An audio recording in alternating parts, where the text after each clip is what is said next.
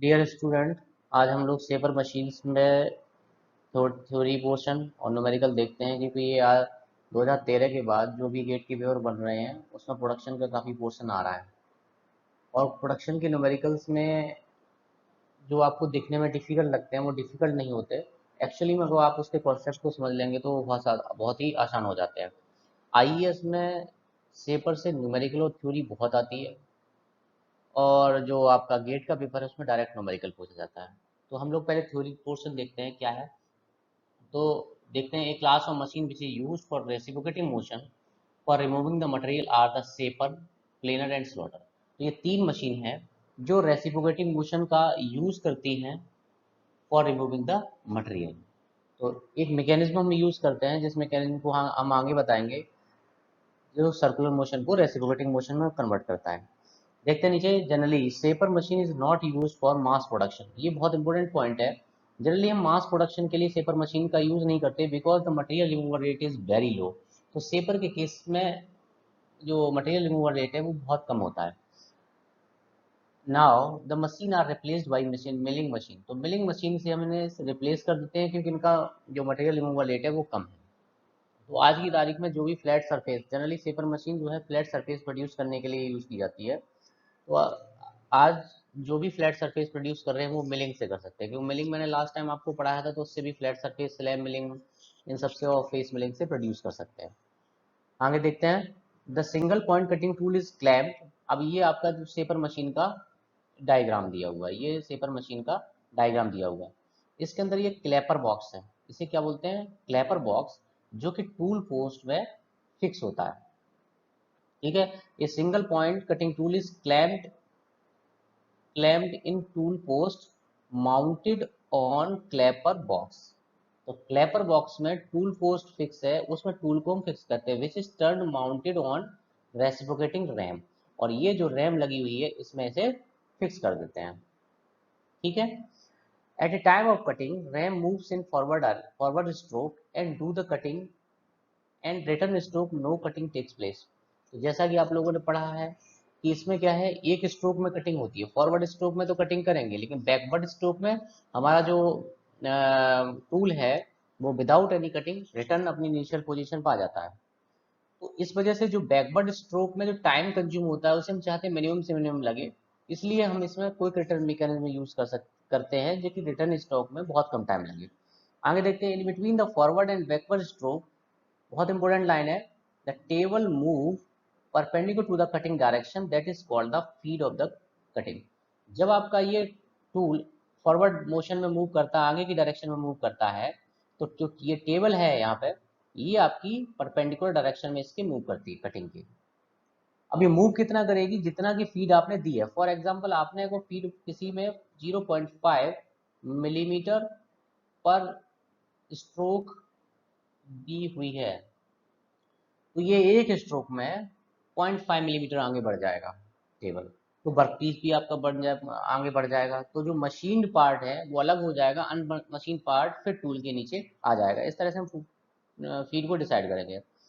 The tool head have capability to turn at an angle to the horizontal plane. इस जो tool head है इसे हम rotate कर सकते हैं, इसे किसी एंगल फिक्स कर सकते हैं। फॉर एग्जांपल इस समय जो टूल लगा है आपका वो वर्टिकल लगा हुआ, मान लीजिए यहाँ पे लगा हुआ है, ये हॉरिजॉन्टल प्लेन पे कटिंग कर रहा है, तो इस तरह से लगा हुआ है। इसे चाहो तो किसी एंगल पे यहाँ से हम फिक्स कर सकते हैं। ये shaper is generally use for producing the flat surface on the horizontal, ये बहुत इंपॉर्टेंट लाइन है, वर्टिकल एंड एंगुलर डायरेक्शन, तीनों ही डायरेक्शन में हम कटिंग कर सकते हैं। किसी एंगल पे कर सकते हैं, वर्टिकल में कर सकते हैं, हॉरिजॉन्टल पे भी कर सकते हैं। It can be use for machining concave and convex curve surface, curve surface पे भी हम मशीनिंग इसकी हेल्प से कर सकते हैं। तो ये मैं थ्योरी जो आपको बता रहा हूँ, ये एक थ्योरी इंपॉर्टेंट है बहुत ज़्यादा, क्योंकि आईएएस में डायरेक्ट पूछा जाता है कि ऐसे इस तरह से क्वेश्चन पूछ लेंगे कि shaper is use for producing the flat surface on horizontal, vertical, angular surface पे, या हॉरिजॉन्टल पे इस तरह से, या कॉन्केव सरफेस प्रोड्यूस कर सकते हैं, या कॉन्वेक्स नहीं कर सकते। इस तरह की चीज़ें जो है पूछ लेते हैं, तो इसलिए मैंने यहाँ आपको बता दिया।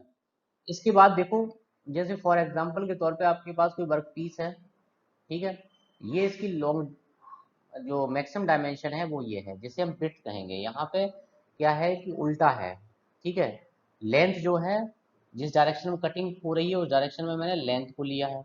तो लेंथ देखो, ये तो लेंथ तो कम डायमेंशन है, L is less than B. यहाँ पे देखो जनरली हम करते क्या है कि अगर कोई डायमेंशन फॉर एग्जांपल आपको 600 मान ली 900 इंटू 600 mm स्क्वायर की डायमेंशन दी है, तो आप क्या चाहोगे, कटिंग क्या कैसे करोगे, फिक्स हमेशा क्या करोगे 900 की डायरेक्शन में करोगे, इस तरह से फिक्स करोगे बड़ी डायमेंशन में, जिससे कि कटिंग जो हो वो स्मॉल डायमेंशंस में हो, इससे कि पावर कंज्यूम कम हो, ठीक है ना। लेकिन अगर न्यूमेरिकल में किसी में कहा गया है कि नहीं, उसने कटिंग 900 की डायरेक्ट इस तरह से करनी है, 600 वाला ये रखना है और 900 वाली बड़ी डायमेंशन रखनी है, और कटिंग आपको इस तरह से करनी है, तो आप उस तरह से रखेंगे जैसा न्यूमेरिकल में बताया है। तो ये विड्थ है, ये लेंथ है। कटिंग स्पीड, कटिंग हम इस डायरेक्शन में करेंगे, मान लीजिए एक बार ये कट करके ये यहाँ से मटेरियल रिमूव कर दिया, इस सरफेस से यहाँ से मटेरियल रिमूव कर दिया, तो आपकी टेबल फीड की हेल्प से मूव कर जाएगी, तो नेक्स्ट पार्ट उसके पास आ जाएगा, फिर वो रिमूव हो जाएगा, फिर इस तरह से आगे बढ़ते हुए पूरे सरफेस को हम फ्लैट सरफेस प्रोड्यूस कर लेंगे। आगे देखते हैं depth of cut. Depth of cut क्या है, depth of cut is the thickness of metal that is removed in one cut. एक कट में जितना मटेरियल रिमूव होता है उसे डेप्थ ऑफ कट कहते हैं। It is perpendicular to the distance between machine surface and non machine surface of the workpiece. तो पहले आपने देखा कि मान लिया उसकी थिकनेस 10 मिलीमीटर थी, मशीन होने के बाद वो 5 मीटर रह गई, तो डेप्थ ऑफ कट कितनी हुई, 5 mm। ये आपको पता होना चाहिए वेरी वेल। इसके बाद देखते हैं सेफर कंस्ट्रक्शन, ये भी बड़ा इंपॉर्टेंट है, देख लें, क्योंकि ये एक तरह का क्विक रिटर्न मैकेनिज्म है जैसा कि आप लोगों ने पढ़ा है, ठीक है। तो for making the return stroke faster, यहाँ पे लिखा हुआ है the quick return mechanism used, that is the second inversion of slider kick mechanism. आप ये थ्योरी ऑफ मशीन में पढ़ चुके हैं। Which contain the 6 link and 15 I centre. मैंने यहाँ इसलिए लिया आई सेंटर लिख दिया है कि यूपीपीएससी ए में डायरेक्ट पूछा गया था कि क्विक रिटर्न मैकेनिज्म में कितने आई सेंटर होते हैं, तो आपको याद होनी चाहिए कुछ चीज़ें, वहाँ सॉल्व करने की आवश्यकता नहीं है, ठीक है ना। अब इसमें देखो क्या है, द मोटर, बहुत इंपॉर्टेंट लाइन है, the motor drive the bull gear which carries A pin in the circular motion. तो ये आईएएस में डायरेक्ट पूछा गया है क्वेश्चन कि इसकी स्ट्रोक लेंथ आप कैसे चेंज करोगे, वो आपको करनी है। 4 ऑप्शन दिए थे, तो आप पहले समझ लें, ये जो है यहाँ पे ये आपका बुल गियर है, ये क्या है, बुल गियर है। तो बुल गियर का देखो डायमीटर ज़्यादा है, यहाँ पे क्या है, हमने जो सर्कल शो किया है ये करंट सिचुएशन में इसके डायमीटर मतलब इसकी डायमेंशन बताता है। इसकी मैक्सिमम रेडियस यहाँ से लेके और यहाँ तक हो सकती है, वो हम किसकी हेल्प से चेंज कर सकते हैं, वो हम क्या कर सकते हैं, पिन की हेल्प से, ये जो पिन लगी हुई है इसकी हेल्प से चेंज कर सकते हैं। तो जब रेडियस हम पिन की हेल्प से बुल की चेंज कर सकते हैं तो स्ट्रोक लेंथ भी चेंज हो जाएगी। अगर मैं यहाँ तक रेडियस ले लूंगा इसकी, इस पॉइंट से लेके इस पॉइंट तक अगर रेडियस ले लूंगा तो स्ट्रोक लेंथ मैक्सिमम हो जाएगी। तो हमें ये समझ में आ जाना चाहिए कि स्ट्रोक लेंथ अगर सेपर की आपको चेंज करनी है तो आप बुल गियर की एंड पे जो पिन लगी हुई है उस पिन के थ्रू हम चेंज कर सकते हैं। तो इस पे लिखा हुआ देखो, the RPM of the bull gear is controlled by the pinion attached with the motor. ये पिनियन आपको दिख रहा है, ये लगा हुआ है। द लेंथ, ये बहुत important, length of the stroke is change by changing the radius of the circle in which pin of the bull gear rotates. इसलिए मैंने ये इस चीज को डाला हुआ है कि आप लोग समझ लें कि बुल गियर के थ्रू जो पिन लगी हुई है उसके थ्रू हम उसकी रेडियस चेंज करेंगे, उस रेडियस के चेंज होने से स्ट्रोक लेंथ चेंज होगी। ये आईएएस में डायरेक्टली आपसे क्वेश्चन पूछा जा चुका है और कई बार पूछा है। अब हाइड्रोलिक सेपर, हाइड्रोलिक सेपर को भी इसलिए मैंने रखा है थ्योरी में कि हाइड्रोलिक सेपर से आईएएस में कई बार क्वेश्चन आया है। लास्ट ईयर के 2015-16 के पेपर उठाएंगे तो आपको मिलेगा। तो हाइड्रोलिक सेपर में हम क्या करते हैं कि एक हाइड्रोलिक सिलेंडर जो है इसे फिक्स, इसे हम रैम से अटैच कर देते हैं, हाइड्रोलिक सिलेंडर को रैम से अटैच कर देते हैं और इस हाइड्रोलिक सिलेंडर को 4 वे वॉल्व से कनेक्ट कर देते हैं। और ये जो 4 वे वॉल्व है ये सम्प से कंट्रोल होगा, ठीक है। इस 4 वे वॉल्व का जो काम होगा वो क्या होगा कि इस तरह से डिस्चार्ज, हमें इतना डिस्चार्ज मेंटेन करके रखना है कि इसकी स्पीड एक एवरेज स्पीड रहे और ऑप्टिमम स्पीड हमें मिले, ठीक है। तो बेनिफिट क्या है हाइड्रोलिक शेपर का, हाइड्रोलिक शेपर का सबसे बड़ा बेनिफिट है कि इसमें जो मशीनिंग में टाइम है वो कम लगता है। कम टाइम क्यों लगेगा, क्योंकि जब अगर जो इसमें जो आपकी सिंपल मैकेनिकल शेपर होती है उसके अंदर जब रिटर्न स्ट्रोक में ड्यू टू द इनर्शिया आपका जो रैम है वो क्विक मोशन के साथ वापस नहीं आता, तो कुछ टाइम लेता है, ड्यू टू द इनर्शिया वहाँ रुका रहता है। उस टाइम को कम करने के लिए हम हाइड्रोलिक सेपर यूज करते हैं। तो देखो, the mechanical shaper has the problem of inertia of the main drive components which requires some time for reversal of every stroke, and as a result a large proportion of time is spent with the tool cutting air. ठीक है, for removing this problem hydraulic system is added with the saper machine. In hydraulic saper, ram is connected with hydraulic cylinder which is controlled by four-way valve. The four-way valve connected to the sump. On the basis of discharge control, the speed of ram is controlled by four-way valve. हम on the basis of discharge हम क्या करते हैं, four way valve की help से speed जो है RAM की कंट्रोल करते हैं। हाइड्रोलिक सेपर के एडवांटेज जो हैं इनसे क्वेश्चन पूछा गया है। तो एडवांटेज ऑफ हाइड्रोलिक सेपर देखते हैं। Number 1, cutting speed remain constant through out the most of the cutting stroke. बहुत इंपॉर्टेंट है, मतलब हमारी जो कटिंग स्पीड है वो यूनिफॉर्म रहती है, फ्लक्चुएट नहीं करती, कभी मैक्सिमम कभी मिनिमम। अगर इस तरह की जर्क रहेंगी तो हमें यूनिफॉर्म स्पीड नहीं मिल पाएगी, हमारा टूल जल्दी फेल होगा। Unlike in the crank shaper speed is fluctuating since the power available remains constant throughout. Power available है with the help of hydraulic cylinder constant रहती है। ये utilise the full capacity of cutting tool during the cutting stroke. ये भी बहुत important line है। The ram return quickly without shock due to the hydraulic cylinder. Hydraulic cylinder की help से तुरंत वापस आ जाती है तो टाइम कम लगता है। The cutting speed relatively higher than the mechanical shaper. Cutting speed भी हाई रहती है। More stroke per minute due to the less time in returning stroke. The main drawback it is more expensive. बस केवल इसका एक drawback है कि ये एक्सपेंसिव है, बाकी अलावा आपको नंबर ऑफ स्ट्रोक ज़्यादा मिलेंगे, यूनिफॉर्म स्पीड मिलेगी, कम टाइम लगेगा, फ्लक्चुएशंस कम होंगे। It is very beneficial. तो ये जो थ्योरी मैंने आपको बताई है सिर्फ एंड सिर्फ सेपर मशीन से है। तो सेपर मशीन से मैंने क्या क्या बताया, सेपर मशीन क्यों यूज़ की जाती है, सेपर मशीन है क्या, किस तरह से उसके टूल फिक्स रहते हैं, फीड किसे दी जाती है, कौन कटिंग करता है, ये सारी चीज़ें हैं और हाइड्रोलिक सेपर है। इसके बाद देखते हैं प्लेनर मशीन। तो प्लेनर मशीन में क्या है, बहुत ज़्यादा प्लेनर मशीन से कुछ भी नहीं आता कॉम्पिटिटिव एग्जाम में, केवल डिफरेंस आप याद रख लें। Planer machine is similar to the shaper machine but there are two difference occur. Number 1, the planer machine is used for machining large work piece which can not held in shaper machine. तो planer machine जो है बड़े बड़े work piece जिनका size ज़्यादा है, जिनका wait बहुत ज़्यादा है, उन्हें हैंडल करने के लिए प्लेनर मशीन हम यूज़ करते हैं।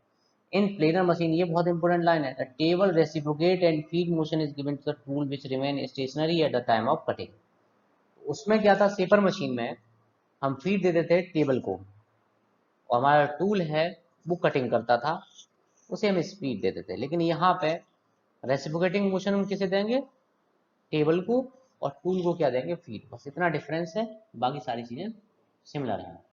इसके बाद देखते हैं formula used in shaper machine, बहुत ही इंपॉर्टेंट है। तो ये आप 2-3 फॉर्मूले देख लें, आप सारे न्यूमेरिकल सॉल्व कर सकेंगे। Average cutting speed at the time of cutting, तो ये लिखा है v equal to N L 1+m divide by 1000 metre पर मिनट। तो ये मीटर पर मिनट में मैंने लिखा है।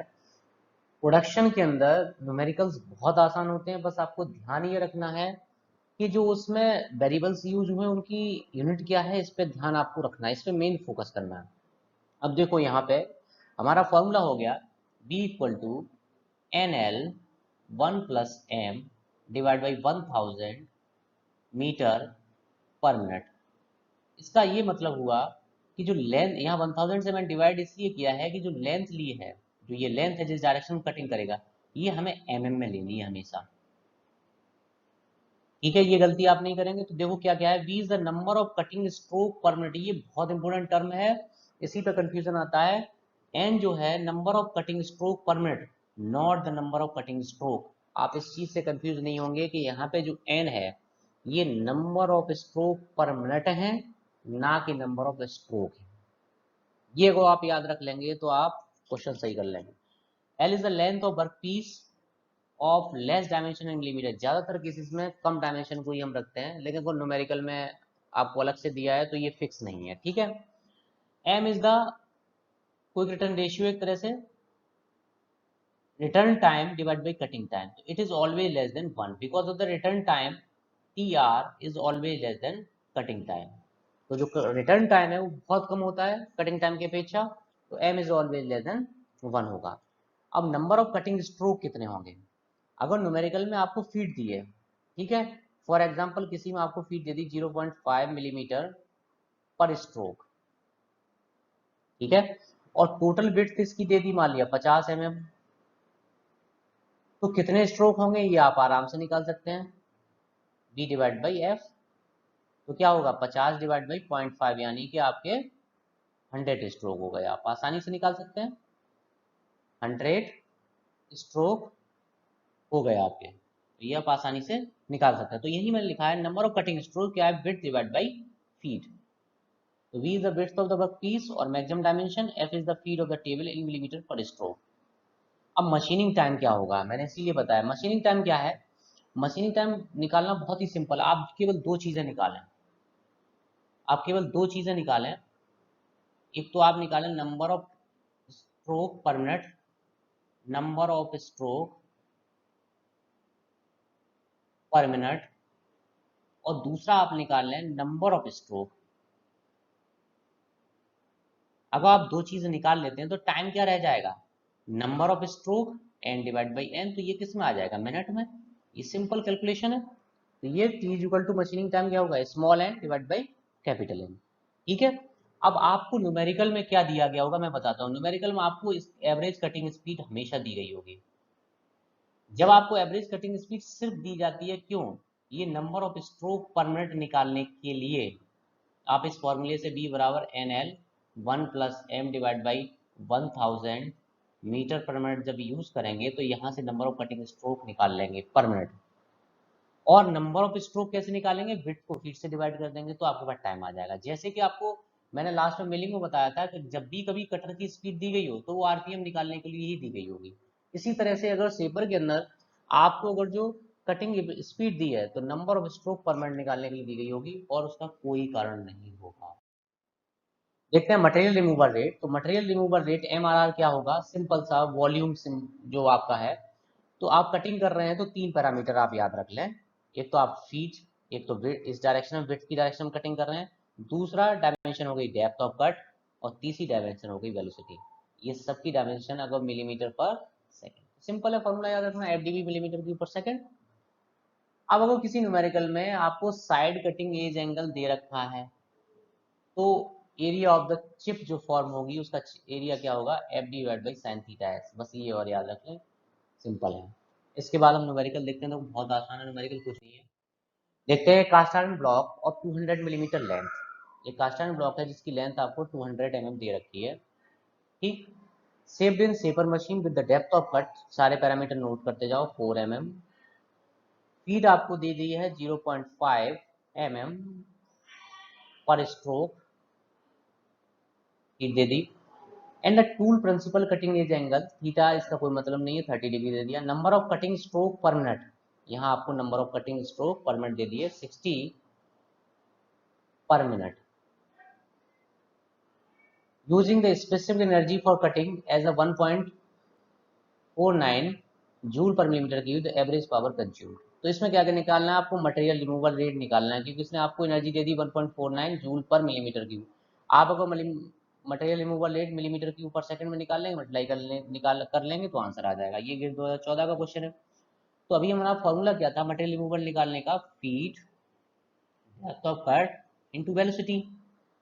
अब वेलोसिटी आप कैसे निकालेंगे, N L 1 plus M divide by 1000 कर देंगे तो मीटर पर सेकंड में आ जाएगा, मीटर पर मिनट में आ जाएगा। यहाँ मैंने क्या किया, N L 1 plus M divide by 1000 metre पर मिनट, ठीक है। तो अब आप देखो इसमें कहीं पे भी आपको नंबर ऑफ ये कोई रिटर्न रेशियो नहीं दे रखा, इसका मतलब इसने रिटर्न टाइम को निगलेक्ट किया, तो एम को जीरो ले लो, तो v इक्वल टू क्या हो गया, एन इंटू एल, ठीक है। v इक्वल टू क्या हो गया, एन इंटू एल। अब नंबर ऑफ, ये क्या आ गया, ये दिया है number of stroke per minute, तो ये आ गया मिलीमीटर पर मिनट, ठीक है, क्योंकि ये किसमें दिया है, मिलीमीटर में, नंबर ऑफ स्ट्रोक किसमें दिए, पर मिनट में, ठीक है। तो इतना वेलोसिटी आपकी आ गई एक तरह से। तो आपका मटेरियल रिमूवल रेट क्या हो गया, F into D into V, ठीक है। और v की वैल्यू आप रख सकते हैं f into D into N L. अब आप 60 से डिवाइड कर दोगे तो ये सारी डायमेंशन मिलीमीटर क्यूब पर सेकंड में आ जाएंगी, क्योंकि यहाँ पे जो दिया है ये n, ये किस में दिया है, number of stroke 60 per minute. अगर हम पर सेकंड ले लें 60 डिवाइड बाई 60 तो क्या आ जाएगा, 1 स्ट्रोक पर सेकंड। तो ये आ जाएगा, या तो यहाँ साइड से डिवाइड कर लो या यहीं पहले डिवाइड कर लो, ठीक है। तो यहाँ से मटेरियल रिमूवल रेट आपका कितना आया, एफ कितना दिया आपको 0.5, दिए डेप्थ कितनी दी है 4, इंटू लेंथ कितनी दी है 200, इंटू 1, ये 1 निकाल लिया, यही मल्टीप्लाई कर दो तो कितना हो गया 400 मिलीमीटर क्यूब पर सेकेंड, ठीक है। ये आपका आ गया 400 मिलीमीटर क्यूब पर सेकेंड। तो आप टोटल एनर्जी कितनी कंज्यूम हुई, टोटल एनर्जी कितनी कंज्यूम हुई, W इक्वल टू कितना आया, W इक्वल टू 1.49 इंटू 400, ये आपका आ गया 1.49 इंटू 400, इसकी वैल्यू आएगी 596, इसकी वैल्यू कितनी आएगी 596 वॉट, तो जूल पर सेकंड क्या बन जाएगा आपका वॉट। तो ये गेट 2014 का क्वेश्चन था। अब नेक्स्ट क्वेश्चन देखते हैं, A 600 mm into 30 mm flat surface of plate is to be finished machined on the shaper। अब एक 600 mm into 30 mm का फ्लैट सरफेस है, ठीक है, और उसकी शेपिंग करनी है। अब देखो इसने बताया है कि इसमें फिक्स कैसे करना है, the plate have been fixed with 600 millimetre side, तो 600 मिलीमीटर साइड से ये फिक्स कर दी गई।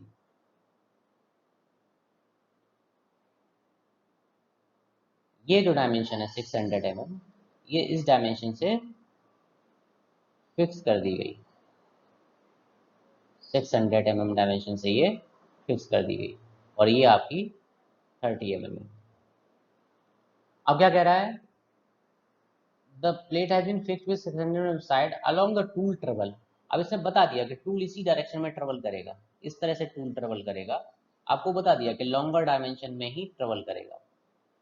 तो आप लेंथ ऑफ जो कटिंग होगी आपके लिए वो बन जाएगी 600 mm, और विड्थ जो बन जाएगी वो बन जाएगी आपकी 30 mm। पहले तो आप ये क्लियर कर लो। आगे देखो, if the tool over travel at each end of the plate is 20 mm, अगर जो ओवर ट्रेवल करता है यहाँ पे भी 20 mm और यहाँ पे भी ओवर ट्रेवल करता है 20 mm का,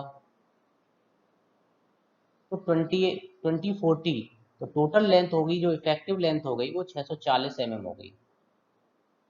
अब क्या कह रहा है एवरेज कटिंग स्पीड, इसने न्यूमेरिकल में आपको दिए 8 मीटर पर मिनट। मैंने आपको बताया जब भी एवरेज कटिंग स्पीड दी गई हो ये हमेशा number of stroke per minute निकालने के लिए दी गई होगी।